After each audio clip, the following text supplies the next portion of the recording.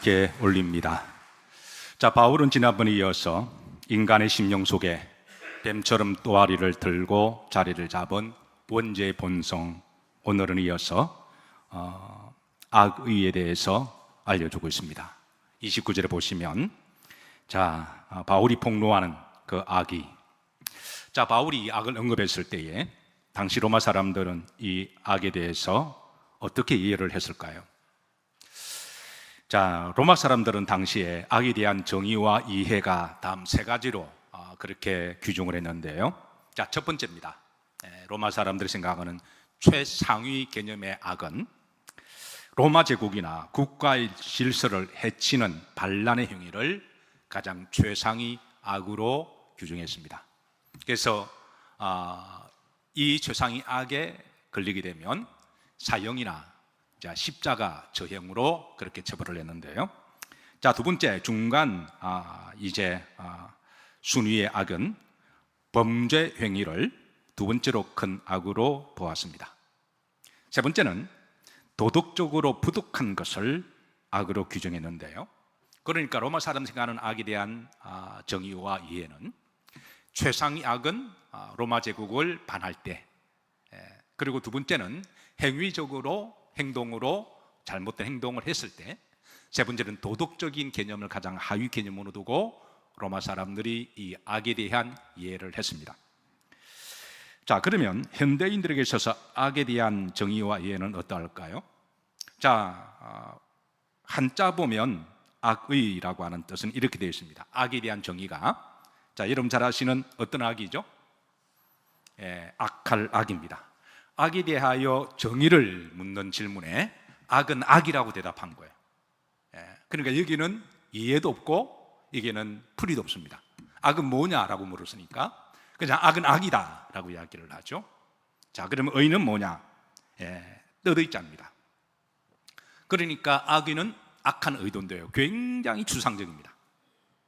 그러니까 이 추상적으로 정의하니까 악에 대한 실체를 알지 못하고, 어떤 경우는 악한 짓을 함에도 불구하고 악한 짓인지도 모르는 이런 이 아이러니한 것이 바로 이게 동양 사람들이 있어서 악의 개념입니다. 자, 영어는 어떨까요? 영어는 이 말을 어떻게 굉장히 고민하고 이 뜻을 고민하고 번역했는데요. 우선 이제 악을 NIV 성경에 제일 많이 보는 성경 번역본이죠. 그게는 이제 멜러스라고 번역했습니다. 이 멜러스라고 하는 뜻은 다른 사람에게 해를 끼치는 의도 또는 마음을 이야기를 하는데요. 자, 우선 이렇게 악을 해석했습니다. 두 번째, 킹 제임스 버전이죠. 소위 영어를 제대로 보고 싶어 하시는 분들은 성경을 좀 더 정확하게 보기를 원하는 분들이 많이 보는 성경이 바로 킹 제임스 버전인데요. 킹 제임스 버전은 이걸 갖다가 weakness라고 번역했습니다. 자, 여러분 잘 아시는 이 말은 주로 마법이나 주술을 행하는 그런 용어도 쓸 때 이 말을 사용하죠. 그래서 우리가 흔히 마녀라고 말할 때 위치라고 이야기하죠. 그러니까 weakness에서 파생된 말이 위치라고 하는 말이고, 또 남자 마술사를 말할 때는 wizard라고 하는 용어가 바로 여기에서 파생된 말이죠. 자, ESV라고 있습니다. ESV에서는 이것을 evil이라고 번역했습니다. 그러니까 킹 제임스 버전만큼이나 성경을 좀 더 근접하게 원어에 충실해서 번역한 성경이 바로 ESV인데요. 자, 여기는 바로 이제 또 evil이라고 번역했습니다. 여러분 잘 알고 있는 바로 이제 evil은 개념은 주로 귀신, 악령 이렇게 말할 때 우리가 evil이라고 이야기를 하죠. 자, 그런데 흥미로운 거는 이 evil은 악령들, 귀신들을 흔히 총칭해서 사용하는 용어인데요. 여기에 evil 앞에 정관사 더가 들어가고, 그 evil 앞에 그 e를 대문자 e를 쓰게 되고, 그렇게 되면 이게 이제 그 devil이라고 되는데요.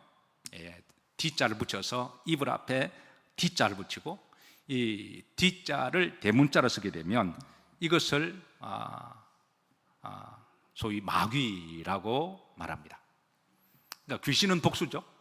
영들은, 악령은 복수들이죠. 그러니까 악령의 최고의 우두머리는 성경은 뭐라고 가르쳐 주나요? 그게 바로 마귀. 구약적인 말로는 사탄, 신약으로는 마귀. 그러니까 귀신들의 우두머리를 이야기할 때는 정관사 더가 들어가고 그 D 대문자가 들어가면 the devil이라고 이야기하면 이제 그 마귀를 지칭하는 용어로 쓰는데요. 어쨌든 이게 이제 영어 사람들을 쓰는 그 사람들의 정의와 이해입니다. 근데 한국 사람들은 어떨까요? 자, 우리도 악이라는 말을 많이 씁니다. 악이라는 말을 많이 쓰는데, 자, 한국 사람들이 물었습니다. 악은 뭐냐라고 물으니까 다음 네 가지로 제일 먼저 많이 나온 답이 남에게 해를 끼치는 것. 이게 제일 많이 대답을 나왔고, 한국 사람들 생각하는 악에 대한 개념은 바로 남에게 해코지하는 것. 자, 두 번째입니다. 무슨 짓을 하는 것? 나쁜 짓을 하는 것. 이거는 행위적인 것을 의미합니다. 행위적으로 남한테 행동으로 나쁘게 드러났을 때 이거는 악하다라고 해석했고요. 세 번째는 양심에 어긋나는 행위. 그러니까 심미적으로도 이 부분을 이렇게 해석하고, 네 번째는 범죄를 짓는 것. 이거는 이제 법률적인 의미에 있어서 이제 재판을 받아 벌을 받는 것을 이제 악으로 규정했는데요. 사실 이런 악에 대한 정의와 이해는 우리가 이렇게 인류는 아직까지 악에 대한 정체를 모른다라는 거예요. 문제는 인류는 그동안 악에 대해서 많은 말을 함에도 불구하고 정작 악에 대한 정체성을 제대로 알고 이해하지 못했다는 거예요. 놀라운 것은 이 악에 대한 정확한 정체를 유일하게 아시는 분은 하나님밖에 안 계십니다. 왜냐하면 악의 근원적인 문제까지 올라가면 악의 본질, 악의 근원적인 것은 바로 마귀까지 올라가는데요. 이 악령과 마귀의 정체를 아시는 분은 하나님밖에 안 계시는 거죠. 아멘인가요? 인간이 그건 알 수가 없는 문제. 그러니까 인간이 나름대로 정의를 했는데 사실은 굉장히 추상적입니다. 그리고 행위적입니다. 그리고 도덕적인 선에서 머물러 버립니다. 그런데 성경에서 말하는 그 악의 개념은 그 이상의 본질을, 근원적인 부분을 우리들에게 폭로하는데요. 이런 점에 있어서 우리 기독교인들은 어떤 점에 있어서는 한 시대를 살아가면서 악의 정체를 알고 또 악에 빠지지 않아야 하고, 악의 반대 개념은 의라고 하는 개념이죠. 그리고 의롭게 믿음으로 살아간다고 하는 것은 참으로 믿는 사람에 있어서는 축복인 줄을 믿으시기를 주의 이름으로 축원합니다. 그러니까 세속적인 돈을 많이 벌어서 축복을 받았다는 것도 아니에요. 여러분, 돈을 아무리 벌어도 그 악한 짓에 돈 벌면 그거는 지옥에 땔감만 쌓아두는 거거든요. 아무리 권력이 있어도 그 권력을 악한 짓에서 권력을 취했다면 그건 지옥에 땔감 쌓는 일입니다. 그래서 우리 그리스도인들의 진짜 축복은 악의 정체를 알고 악에게 빠지지 아니하고 의롭게 믿음으로 가치 있게 살아가는 것이 여러분 축복인 줄로 믿으시기를 주의 이름으로 축원합니다. 이런 점에 있어서 그리스도인들은 정말 복받은 사람들이에요. 그리고 또 하나는 우리 기독교인들은 굉장히 수준이 높은 사람들입니다. 세상에 아무리 공부를 많이 해도요, 아무리 수련해도 이 영적인 근원적인 부분에 대해서 알 수 있는 사람이 없습니다. 이걸 유일하게 아시는 분은 누구시라고요? 하나님, 예수님. 그 하나님이, 예수님이 우리들에게 그 영적 진리를 가르쳐 주셨기 때문에, 우리가 머리가 똑똑해서 그 진리를 아는 게 아니라 하나님이 가르쳐 주셨고 예수님이 가르쳐 주셨기 때문에 우리가 진리를 알고 우리가 악한 영에 대해 알고 의에 대해 사는 거니까, 여러분, 이것은 우리 그리스도인들은 굉장히 수준이 높습니다. 어떤 사람들은 한자를 좀 쓰고 읽는 거를 수준 높다고 조선시대 사람 생각하고 있는데, 한자 악이가, 여러분, 악이 뭐냐 모르니까 그냥 악이래요. 그냥 악입니다. 그러니까 무슨 말인지 모르고 그 용어를 사용한 거예요. 근데 성경은 여기에 대해서 정확하게 이야기해 주십니다.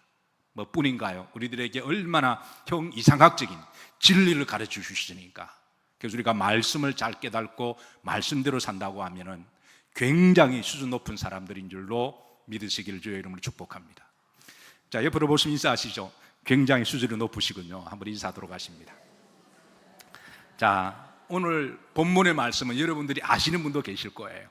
왜? 이미 성경은 이미 가르쳐 주셨으니까. 제가 처음으로 하는 것도 아니고, 자, 오늘 바울이, 자, 이게 말하는, 자, 악은, 따라서 카키야. 자, 이 말은, 자, 이게 악의 근원적인 악을 이야기할 때 이 용어를 씁니다. 그러니까 악의 근원, 겉으로 드러난 악이 아니라 근본적인 본질에 대한 악.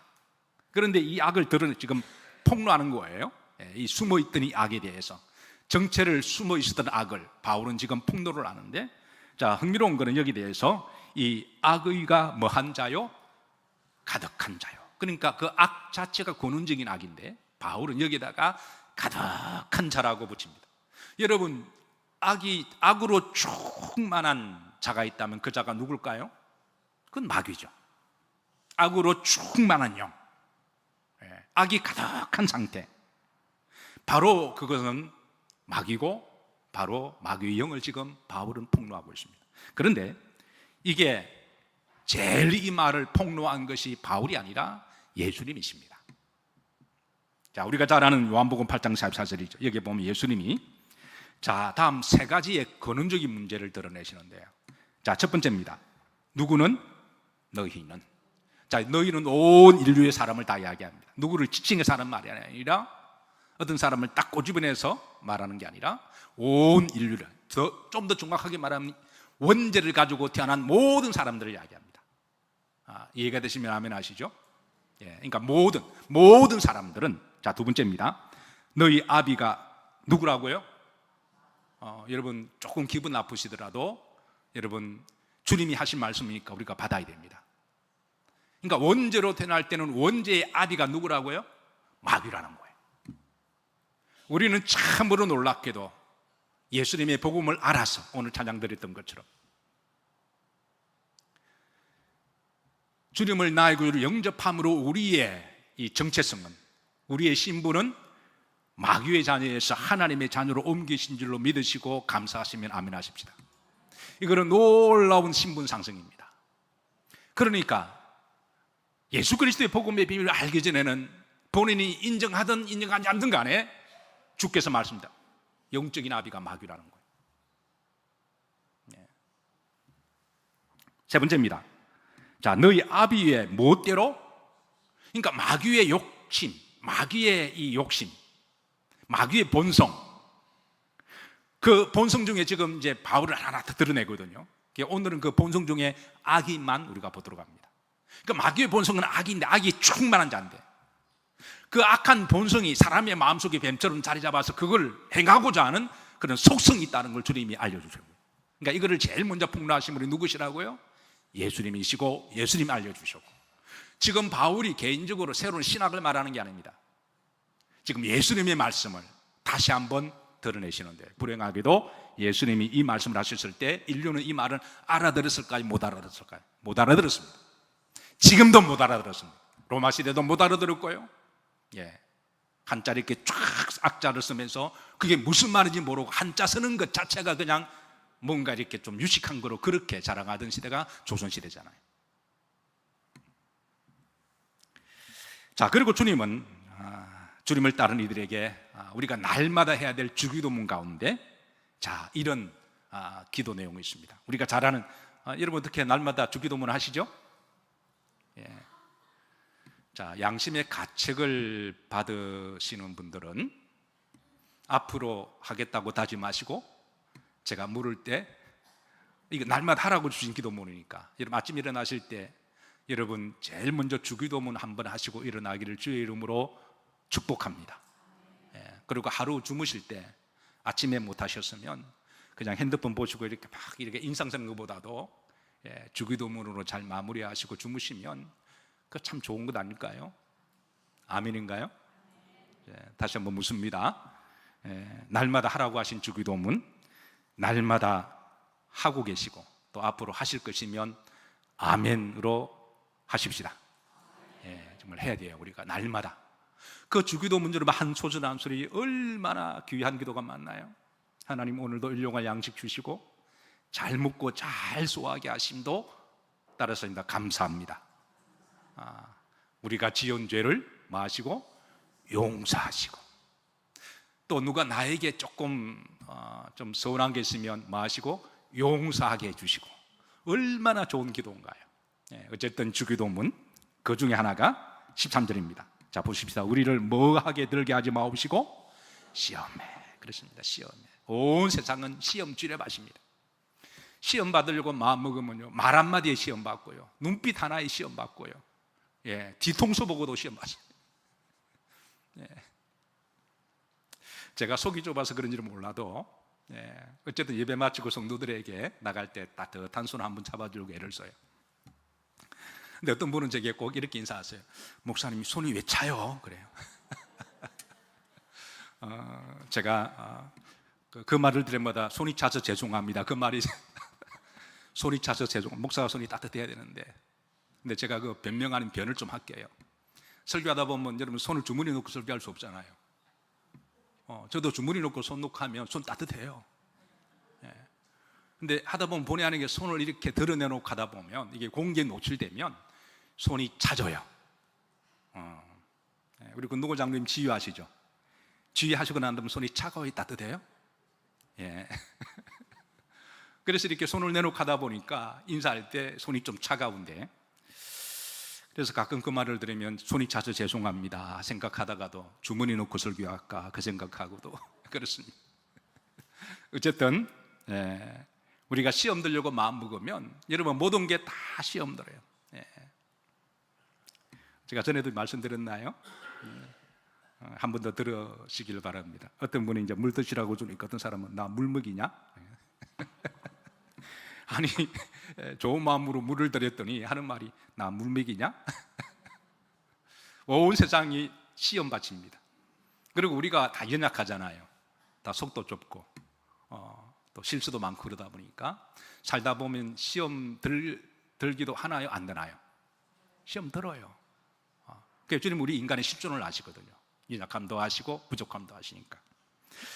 그래 시험은 들 수가 있다. 자, 그 다음 문제입니다. 자, 그 다음 다만. 자, 이게 문제입니다. 다만. 그래 시험 들 수가 있다. 근데 가급적 시험 안 드는 게 좋다. 여러분 가급적 시험 들지 마시기를 축복합니다. 그러니까 시험을 주지도 마시고 시험 받지도 마시고, 그러니까 시험을 그래하지 마시기를 주의 이름 축복합니다. 다른 거는 다 그래도 괜찮아요. 밥도 주고 뭐 사랑도 그래도 괜찮은데, 근데 그래도 시험 들죠. 자, 그런데 이제 그 다음입니다. 다만 어디 수고가 없어서, 그러니까 시험 들 수도 있는데 적당하게 흔들리다가 다시 돌아와야 됩니다. 적당하게 좀 시험 들다가 다시 돌아오는 것도 저는 믿음이고 그분의 인격이고 영성이라고 믿습니다.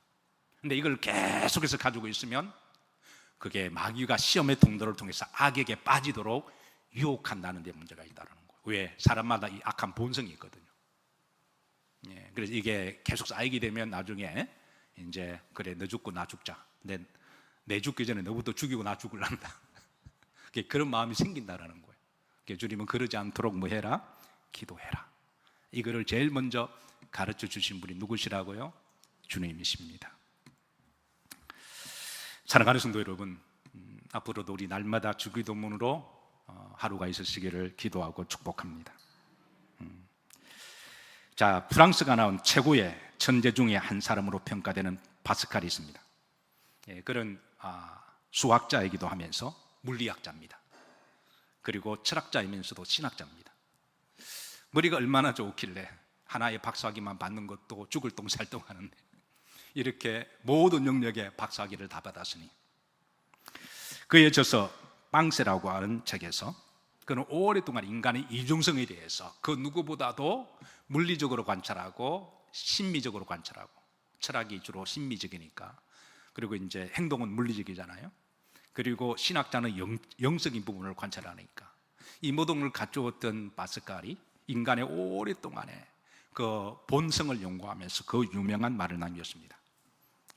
여러분도 잘 아시는 말씀입니다. 인간은 천사도 아니고 악마도 아니다. 이 말은 역으로 말하면 그 중간에 어느 지점에 있다라는 거예요. 이 말은 또 다른 말로 하면 인간은 천사도 될 수도 있고 뭐도 될 수가 있다고요? 악마도 될 수 있다라고 유명한 말을 남겼습니다. 악의 평범성, 유명한 이론이 있습니다. 이 유명한 이론을 정립한 사람이 20세기 최고의 저명한 철학자이면서도 정치이론가였던 한나 아렌트라고 하는 여성인데요. 한번 사진 한번 보시죠. 한나 아렌트가 악의 평범성이라는 유명한 말을 말했습니다. 자, 그가 이 말을 한 역사적인 배경 뒤에는 독일의 나치 전범이었던 아이히만을 추적하면서 시작합니다. 잘 아시다시피 아이히만, 유태인들 600만 명을 그렇게 잔혹스럽게 저행하는데 거의 모든 악에 대한 지략과 계획은 아히만의 머리에서 나온 거죠. 예. 그래서 당시 이 아히만 때문에 죽었던 특별히 여러분 그 홀로코스트에 발가벗기고 집어넣어서 다 불로 이렇게 태워 죽인 것은 그건 악마 짓이잖아요. 당시 이 아히만의 얼굴을 몰랐던 유태인들은 아히만이 부를 때에 악마의 화신이라고 부르기도 했고요, 지옥의 손 사자라고 불렀어요. 왜? 얼굴을 모르니까. 그래서 당시 유태인들은 아히만 말만 들으면 자다가도 벌떡벌떡 일어나고 그렇게 공포가 있었는데요, 전쟁이 끝났습니다. 아히만이 연기처럼 사라졌습니다. 여러분 잘 알다시피 연기처럼 사라졌습니다. 유태인들은 어떻게든 그 아히만은 잡아서 그를 재판정에 세우는 게 그 전 유대인들의 꿈에도 소원인데, 그래서 여러분 잘 아는 이스라엘의 모사드가 오랫동안 추적해서 그를 찾아냅니다. 어디 있어요? 아르헨티나에서. 여러분 알고 계시는 아르헨티나에서 그를 찾아내서 마침내 이제 007 작전으로 유대 법정에 세웁니다. 이 소식을 전 세계에 알려지면서 전 세계가 이 재판을 다 지켜봤습니다. 아마 여러분들 중에도 이 재판을 보신 분이 어르신들 중에 계실 거예요. 자, 그런데 유대인들은 어떻게 생겼을까? 상상하건대 정말 지옥의 사자, 악의 화신처럼 생겼을 것이라고. 왜? 사람이라면 그렇게 할 수가 없는 거니까. 그 중에 한나 아렌타라는 여성은 그 전 재판의 과정을 다 참석하고 지켜보고 기록하고 나중에 책을 한 권 출판하는데요, 그 책이 바로 예루살렘에서 아히만이라고 하는 책을 출판합니다.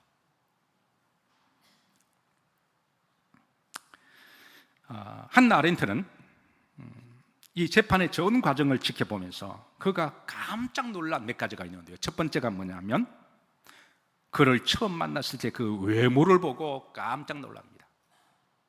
자, 한번 보시죠. 아히만의 모습입니다. 여러분 악하게 보이나요?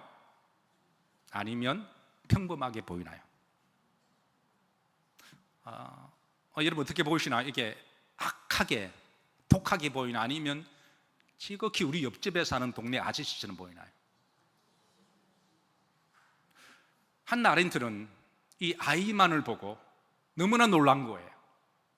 아니, 저 정도의 악을 저지를 정도면 뭐 눈에 뭔가 좀 도끼가 있고 좀 이렇게 악하게 생겨야 되는데, 너무나 우리 옆에 쉽게 볼 수 있는 나이 드신 할아버지, 아저씨로 보였다는 점에 대해서 큰 충격을 받습니다.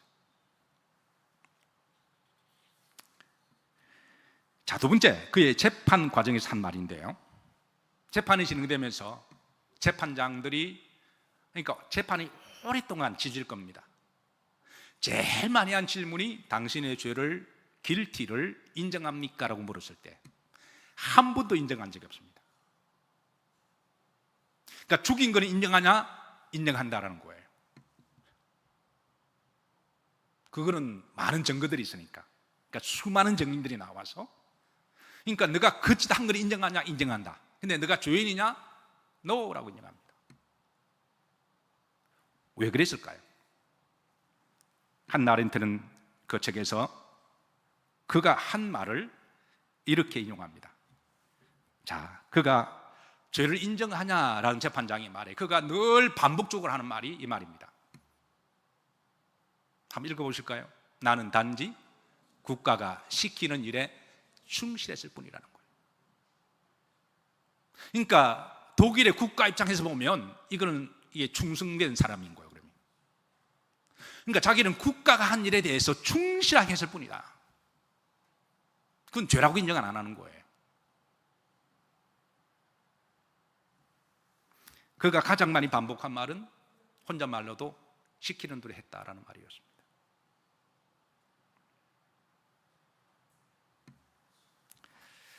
그녀는 오랫동안 이 사람을 관찰하면서 세 번째로 이 유명한 말을 합니다. 인간은 누구나 다 내면의 아이만이 될 수도 있다. 그러니까 악의 평범성에 대해서 겉으로 보면 너무나 평범한 사람인데 끝에는 그 안에 악에 대한 그런 내성이 있다는 거예요. 내면이 있는데 한나 아렌트는 이렇게 이야기합니다.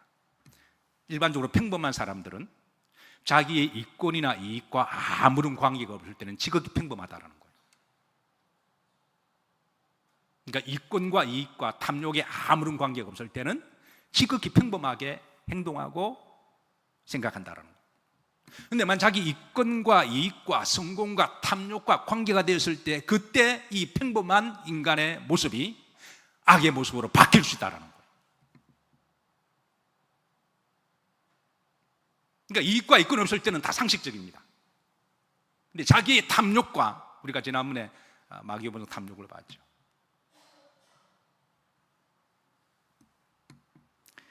네 번째로 그녀는 이 아이만에서 왜 저런 사고 체계를 가지고 살았을까라는 질문을 던지고 답을 찾기 시작합니다. 저 사람이 한평생 살았던 이 사람을 살게 만드는 사고 체계의 의식과 그 정체성이 뭘까? 그리고 마침내 그에 대한 답을 내놓습니다. 아이히만이 그렇게 살아가는 이유는 그에게 있어서는 절대 절대 진리에 대한 기준이 없었다라는 거예요. 아이만에게 있어서는 삶에 대한 철학과 사유는 자신의 이익과 추세와 성공과 욕심을 위해서라면 뭐든지 할 수 있다라고 하는 사고입니다. 이러한 사고의식은 로마 제국 시대도 마찬가지인데요, 로마 제국은 로마의 번영과 축복을 위해서라면 그 어떤 전쟁도 피해 대가도 했던 것이 로마 제국이죠. 사실 이런 문제는 오늘 시대도 마찬가지입니다. 악의 평범성, 겉으로는 우리 다 평범하게 생겼습니다. 그리고 어떤 이권과 이익과 탐욕이 없을 때는 다 상식적으로 이야기하는데요, 만약 실질적으로 그 이익과 이권을 내가 꼭 취득해야 되겠다고 하는 자기 성공신화나 자기 어떤 욕심에 이게 발동하게 되면 그때 이 평범한 내면에 있는 악이 작동을 해서 자기도 모르게 그걸 이루기 위해서 악한 짓을 할 수 있다는 거예요. 이거를 지적한 게 바로 한나 아렌트라고 하는 학자였습니다. 무서운 거죠. 그런데 그보다도 이미 성경은 이 부분에 대해서 우리들에게 2000년 전에 하나님이 말씀하셨습니다. 자, 성경은 우리 그리스도인들에게 단지 교회를 왔다 갔다 하는 종교 생활을 말하지는 않습니다. 하나님을 믿는다고 하는 것은 우리가 진리를 찾아가는 과정이고 구원을 이루어가는 과정입니다. 아멘인가요? 그래서 우리가 하나님을 믿겠다라고 했을 때 하나님 우리들에게 가르쳐 주시는 것이 절대선이 뭔지 가르쳐 주십니다. 절대의가 뭔지 가르쳐 주세요. 절대 진리가 뭔지 가르쳐 주십니다. 절대 거룩성이 뭔지 가르쳐 주세요. 왜냐하면 이게 절대의, 절대선, 절대 진리, 절대 거룩성을 알지 못하면 아이만처럼 될 수가 있기 때문입니다. 자, 흔히 어떤 사람은 이런들 어떠하리 저런들 어떠하리 그럽니다. 생각하기에 따라 다 좋은 게 좋은 거라고 볼 수가 있고, 생각하기에 따라 내 이익만 된다면 어느 놈이 이기든 이긴 놈이 내 편이고, 내가 어떻게 살아가든 내 이익만 되면 살아갈 수 있다라고 하는 이방원의 질서 같은데요, 근데 우리 믿는 사람들이 살아가는 길은 진리와 불의 앞에 영적으로 분별하며 마귀도 좋고 하나님도 좋은 게 아니잖아요. 진리도 좋고 거짓도 좋은 게 아니잖아요. 아멘인가요? 의도 좋고 불의도 좋은 게 아닌 거잖아요. 내 이익만 위해서라면 그거는 절대 선과 진리와 의를 모를 때에 세상 사람들은 모르니까 그렇게 살아갈 수가 있지만 아이만처럼. 근데 하나님을 믿는 사람들은, 하나님은 우리가 믿음 생활을 시작할 때부터 계속 가르쳐 주시는 것이 절대 선이 무엇인지 가르쳐 주시고, 절대 의가 뭔지 가르쳐 주시고, 절대 진리가 뭔지 가르쳐 주시고, 절대 거룩이 뭔지 가르쳐 주시는 하나님이십니다. 아마 여러분들 중에 이미 그 답을 알고 계실 거예요. 자, 절대 선이 무엇이나요? 따랐습니다. 하나님이시죠. 아멘인가요? 절대 100%의 선은 하나님밖에 안 계십니다. 그럼 절대의가 누구시나요? 예수 그리스도십니다. 예수님 하나님 의가 로마서 1장 17절에 바울이 이미 이야기했잖아요. 복음에는 하나님 의가 나타나서 오신 분이 예수 그리스도시다. 의롭게 되는 것은 오직 예수님밖에 없습니다. 절대의는 예수님이십니다. 절대 진리는 뭔가요? 하나님 말씀이잖아요. 절대 거룩성은 뭔가요? 성령님이시잖아요. 그러니까 우리가 예수님을 믿는다고 하는 것은 그냥 교회에 가서 한번 예배드리고 나왔으니 구원, 여러분 그건 얼마나 저급한 신앙의 행위입니까? 그건 다른 종교가 똑같은 거거든요. 우리가 예수님을 믿는다고 하는 것은 세상이 높은 가치를 찾아가는 것이고 형 이상학적인 길을 걸어가는 사람들이며 가장 수준 높고 저는 거룩한 길이라고 믿습니다. 절대 거룩성은 성령님이시잖아요. 그러니까 이 네 가지를 패키지를 묶어서 우리 하는 말이 절대 가치라고 이야기하죠. 우리 그리스도인들은 절대 가치를 알고 있는 사람입니다. 그리고 절대 가치를 붙들고 우리가 걸어가는 사람들이 그리스도인들입니다. 그러니까 이 절대 가치를 알고 살아가니까 불의가 분별이 되고 악이 분별이 되는 거죠. 연약해서 시험 들 수는 있지만, 삐질 수는 있지만, 왜 연약하니까. 그러나 악에 빠질 수 않는 것은 바로 이 절대 가치들 때문에 우리가 악에서 빠지지 않도록 하나님이 도와주시고 또 성령님이 도와주시고 또 주님이 우리를 도와주신 줄로 믿으시기를 주의 이름으로 축복합니다. 세상 사람들이 절대 가치가 없습니다. 그러니까 이런 들 어떠하리 저런 들 어떠하리 지극히 평범하게 살아가는데 평범할 때는 문제가 없을 때는 다 똑같습니다. 그런데 이권 문제가 개입되었을 때는 무섭게 변합니다. 우리 그리스도인들은 절대 진리를 아니까 차라리 이권 문제가 개입되면 믿는 사람들은 내가 좀 손해보고 섬기고 말잖아요. 거기에서 차이가 나누어지죠. 세상 사람들은 끝까지 손해 안 보고, 근데 우리 믿는 사람들은 어때요? 차라리 싸우고 다투기보다는 그래 내가 양보하자, 내가 손해보지. 왜? 그게 의니까. 그게 살아가는 성도의 삶의 방식이니까. 그래 저는 가끔 사람을 좀 분별할 때 그렇게 봅니다. 평범할 때는 다 좋죠, 문제가 없을 때는. 근데 정말 이권과 이익이 관련되었을 때 그 사람이 어떻게 하나 제가 이렇게 봅니다. 뭐 사람을 판단하는 게 아니라 분별하기 위해서. 근데 정말 이권과 이익 앞에서 자기 이권과 이익을 내려놓고 하나님 영광을 위하여 살아가는 분을 보면 아, 저분은 정말 하나님을 믿는 사람이구나. 존경하기도 되고 그리고 본받을 만한 분이 되는 거죠. 그래서 우리 예수 믿는 사람은 본질적으로 이기적이 사실은 될 수가 없어요. 나보다 항상 남을 더 배려하고 생각하다 보면 본성이 이기적일 수가 없습니다. 자, 한 가지 묻습니다. 로마가 살던 시대에 악이 더 많았을까요? 선이 더 많았을까요? 자, 여기에 대한 생각은 여러분이 하시고, 우리가 사는 인류는, 지금 지구촌은 여러분 악이 더 많을까요? 선이 더 많을까요? 그것도 한번 생각해 보세요. 지금 우리가 살아가는 대한민국에는 여러분 악이 더 많을까요? 선이 더 많을까요? 그것도 여러분 각자 한번 생각해 보시고. 자, 한 가지, 우리 영일교회는 악이 더 많을까요? 선이 더 많을까요? 우리 영일교회는 선이 더 많습니다. 아멘인가요? 의인이 더 많습니다. 아멘인가요? 자, 이제 마지막 하나입니다. 손 한번 올려보시죠. 오른손 한번, 왼손도 괜찮습니다. 올려보시고 가슴에 한번 대보시죠. 내 안에는 악한 본성이 더 강한가? 아니면 성령의 본성이 더 강한가? 이건 이제 각자가 기도하시면서 늘 점검하셔야 돼요. 자, 여기에 대해서 바울은 솔직하게 이렇게 고백합니다. 로마 7장 21절인데요. 그러므로 내가 한 법을 뭐 했노니? 깨달았다. 그러니까 한평생 바울도 이 문제를 고민했던 것 같아요. 선을 행하기 원하는 나에게 악이 함께 있는 것이로다. 선과 악의 공존성을 이야기합니다. 그러니까 파스칼이 이걸 발견한 이미 2000년 전에 바울이 이미 고백한 내용입니다. 그러니까 선과 악이 함께 내 속에 공존함을, 우리가 이걸 인정할 때 우리는 두렵고 떨림으로 조심하게 되고. 자, 바울은 우리 신앙의 실존은 우리 안에 있는 이 죄악의 원죄, 본성과 어떻게 싸우느냐에 따라서 결정됨을 드러내는데요. 바울은 고린도 교회를 향하여 너희들이 왜 자주 시험 들고 자주 싸우고 자주 분쟁하고 왜 그러냐, 그렇게 책망하면서 근본적인 이유를 해답을 줍니다. 로마서 8장 5절을 보면 어디에 따르기 때문에?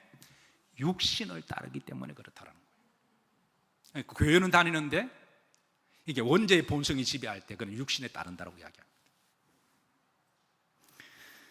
근데 바울은 우리가 정말 하나님을 신실하게 믿고 싶으면 육신을 따르는 일이 아니라 성령을 따라야 함을 가르쳐 줍니다. 뭘 따르는 자는? 영을 따르는 자는. 그래서 바울은 마침내 이렇게 고백합니다. 로마서 8장 2절, 우리가 잘 아는 말씀 합독합니다. 이는 그리스도 예수 안에 있는 생명의 성령의 법이 죄와 사망의 법에서 너를 해방하였다. 그러니까 성령 충만할 때 그 성령의 힘이 우리가 죄의 본성도 이길 수 있도록 하게 하고 우리를 자유하게 하시고 성령 은사와 열매를 맺게 하신다는 거예요. 아멘인가요? 자, 사실 오늘부터 성령 강림 주일이 시작됩니다. 근데 저는 성령 강림 주일을 우리 기독교 절기가 이 용어를 쓸 때 한편으로는 우리가 소망이 되기도 하지만 한편으로는 약간 유감이 있습니다. 정확하게 말을 하면 성령 강림 주일이 아니라, 한번 따라 하십시오. 성령 충만 강림 주일입니다. 이게 충만이 들어가야 돼요. 왜냐하면 여러분, 우리가 예수님을 나의 구주를 영접하면 성령이 아니고서는 예수님을 구주라 시인할 수 없거든요. 그럼 성령을 선물로 주시잖아요. 그러니까 예수님을 믿는 사람들은 다 성령을 선물로 받습니다. 문제는 그 양의 문제라는 거예요.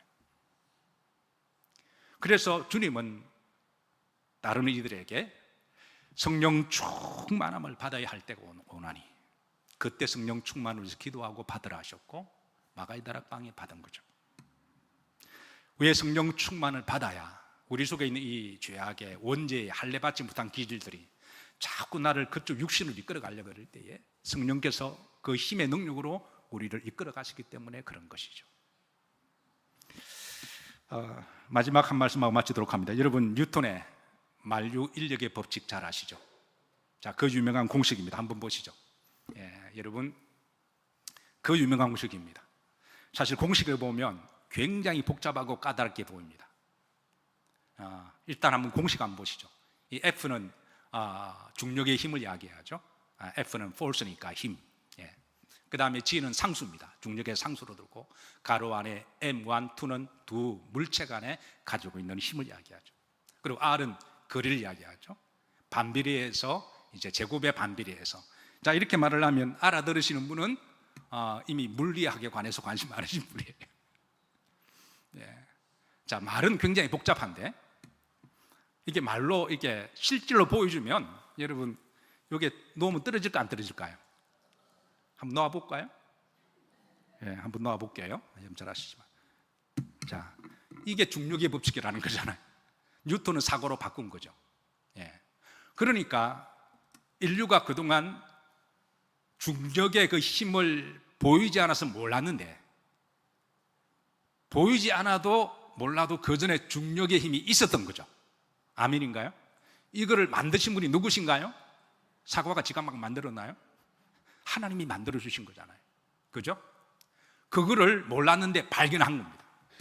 근데 그걸 공식으로 만든 게 F는 G, 가로 열고 M1, M2 분해해서 R의 제곱에 가로 닫고 이렇게 만드는 거잖아요. 근데 실질적으로 보면 이 함수의 공식이 사실은 아주 심플합니다. 이게 중력입니다. 그렇잖아요. 문제는 이 공식을 우리가 암송하는 게 중요한 게 아니라 지구의 모든 부분에 이 중력의 힘이 있다는 거예요. 모든 물체 간에 힘이 있다는 거죠. 만약에 지구에 중력의 법칙이 없다면 지구는 존재할까요? 존재하지 못할까요? 존재하지 못. 45억 년 전에 지구는 없어져야 됩니다. 그러니까 모든 것이 다 중력의 법칙으로 힘의 그런 원리대로 그러니까 물체와 물체 사이 가지고 있는 힘이 있는데 이 두 사이는 서로 힘이 있다라는 거예요. 근데 여러분, 이 중력의 법칙이 우주에는 있을까요, 없을까요? 우주에도 있습니다. 우주에도 있기 때문에 우주가 존재하는 거잖아요. 만약에 우주에 중력의 법칙이 없다면 태양의 큰 물체가 지구로 하고는 물체와 끌어다니는 이 중력으로 말미암아 기가 막힌 거리를 돌아가게 되는데, 없으면 이미 여러분 지구가 태양 없으면 못 살잖아요. 다른 도로가 중력에 다른 도로가 아마 45년에 부딪혀서 아마 45분 부딪혔을 거예요. 근데 우주도 중력의 법칙으로 지금 돌아가는 거잖아요. 자, 제가 말씀드리고 싶은 거는 영적인 세계도 중력의 법칙이 존재한다는 거예요. 내 안에 두 영이 있습니다. 그 영적 싸움은 바로 누가 힘이 강하냐에 따라서 이 힘의 원리와 작동이 진행됩니다. 만약에 내 안에 육신의 원죄의 그 중력이 더 강하면 나를 육신의 사람으로 이끌어갈 것이고, 내 안에 성령이 충만하고 성령의 힘이 더 강하면 나를 성령의 사람으로 이끌어가게 하실 것입니다. 아멘인가요? 그리고 그 성령의 양에 따라서 그 사람의 성령의 삶은 비례할 것입니다. 두 물체 사이 움직이는 그 힘의 원리가 비례하기 때문에, 그러니까 성령 충만함을 받으면 그 성령 충만한 삶이 때로는 은사로 드러나기도 하고 때로는 성령의 열매로 드러나기도 하고, 거기에 우리 삶으로 이어지는 성도의 삶으로 되게 한다는 거예요. 그래서 우리가 내가 믿음이 좋다 그 말할 필요가 없습니다. 그 삶에서 성령의 실질적으로 삶이 있으면 그 사람 속은 성령의 중력으로 충만한 상태라는 거예요. 이 법칙을 만드신 분이 저는 하나님이신 줄로 믿습니다. 그러니까 우리가 사는 지구에 눈에 보이진 않지만 중력의 법칙이 존재하듯이, 우주에도 하나님의 중력의 법칙이 존재하듯이, 우리 마음속에도 중력의 법칙이, 영적인 법칙이 존재하니까 우리의 사람이 성령으로 우리가 살아가려면 이 악하고 패역한 세상, 주님께서 마지막 시대에 노아 시대와 같을 거라고 하셨잖아요. 자, 노아 시대가 어떤 시대? 창세기 6장 5절 말씀 한번 보십니다. 합독합니다. 여호와께서 사람의 죄악이 세상의 가득함과 그의 마음과 생각하는 모든 계획이 항상 마음을 보시고 마지막 시대에 이럴 거라고 말씀하시잖아요. 여러분, 악의 평범성을 우리가 잘 관찰해야 됩니다.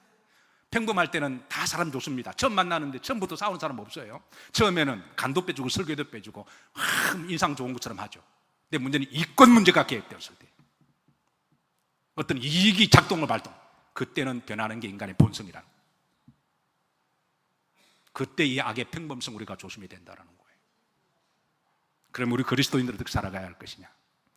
주께서 절대 선과 절대 의, 절대 진리에 대해서 가르쳐 주시고 분별하게 하셨으니까, 주께서 말씀하신 대로 거룩한 영이 충만하게 함으로 마지막 시대에 이 악이 많은 세상에 악을 잘 분별하고 시험 들 수는 있어도 어디에 빠지지 않게 하시고 악에 빠지지 않게 하시고, 어차피 우리가 가는 길은 어떤 길이냐면 주기도면 마지막에 주께서 기도가랬습니다. 시험 들게 하지 마옵시고 다만 악에서 구하옵소서. 그 다음에 뭐죠? 나라와 권세와 영광이, 우리 그리스도인들이 가는 길입니다. 의인들이 가야 할 길은 악으로 가는 길이 아니라 하나님 영광과 의와 나라를 위해서. 왜? 이미 우리가 절대선을 알거든요. 절대 기준, 절대 질, 이걸 우리 알지 못하면요, 세상에 여러분 해마다 얼마나 많은 사조들이 나와요. 얼마나 많은 일도 사상들이 나와요. 절대 기준이 없으면 그걸 뭐로 우리가 분별할까요? 한때 여러분 지구에 19세기죠, 진화로 나왔을 때 많은 사람들이 그걸 지나가려고, 20세기죠 공산주의 나왔을 때 그게 진리인 줄 알고 지구 많이 다 따라갔습니다. 21세기에 포스트 모던이 나왔을 때요, 그게 또 사람들이 휘청이 따라갔습니다. 앞으로도 계속 사조들이 나올 거예요. 우리가 뭐로 분별할 거예요?